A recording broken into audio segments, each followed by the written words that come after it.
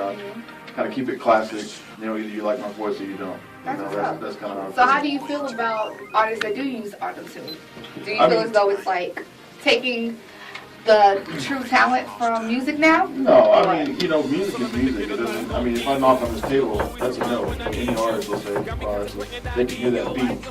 Auto-tune is another type of way of making music. Now, some people don't like it because you don't really get to actually hear their voice. As a matter of fact, bring an artist up that everyone should know, Kessee. Yeah. He just did a live thing. Yeah. He sure did. He just did a live thing because it was a major discussion for a long time. They wanted to see if he can actually sing. And he can. He took the auto-tune off and said, here it is. That kind of sounds cool. I love it. Yeah, we did like 3 or 4 of them in a bar at the restaurant. That was his niche, honestly. That's what got So, I was just gonna ask, okay, if someone listens to you, what's the If we're talking about my first album, Just Me, they'll get to hear, and I'm my biggest critic. Anyone that knows me personally knows that I'm my biggest critic. They'll get to hear, they'll walk away with it, like they'll be able to tell that I progressed. They can hear even from just the mixing, the quality, my vocals, what I did in certain tracks. You can really hear the transition and the growth as far as me figuring out that part of me and then also figuring out who I was as an artist. They'll also be able to tell I like to have fun, and then the ladies, they'll be able to tell that I also been hurt. So, and I think that's what love is. So, but also in pain is also happiness, so they'll also pick up on that too. Because everything that I write is 99.9% of the time about something really happening. Message! That's great, yeah. With his feminine side, that's what it is. Since we are on Indie Artist Showcase, do you have any artists that you are really into right now? Yes, definitely. One of the main ones is Raziel Sins. He was trying to get up here, but he's actually doing some work himself right now. So this guy's one of the hardest working independent artists I've ever seen out here in the Atlanta, Georgia area. And if there's any indie artist listening right now, you probably have seen him and you probably know who he is. The guy shoots his own videos. He's on every single track, that he can probably get on. If you send it to him, be like, I'll send it back to you in 24 hours. And then be like 2 days later, let's shoot a video. This guy is a straight up hustler. He really is passionate about what he does. And he takes it beyond just being a rap or hip hop artist. Like he wants to be more.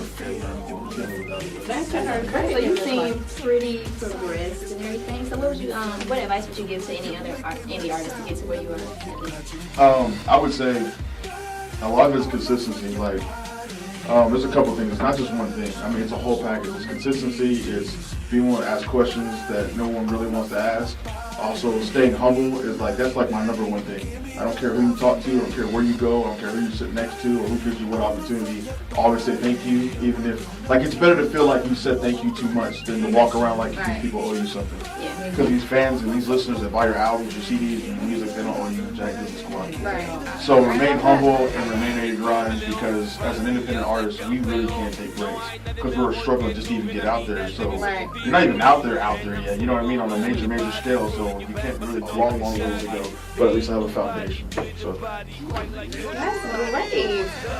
So my question was back to better not be about my Cowboys. I don't want to hear about who bumped them Cowboys? Them cowgirls, them crybabies. There you go. I done said it. I'm gonna let it go. But she had asked you what was your first song, and I'm interested in wondering what was your first song? Why'd you write it? Was you what inspired you to write it? Was it a story, a love song? Girl broke up with you? No, my first song, believe it or not, it was actually it was an accident. And I actually remade it later on when I got more mature, and it's actually on my first album. It's called Me and You.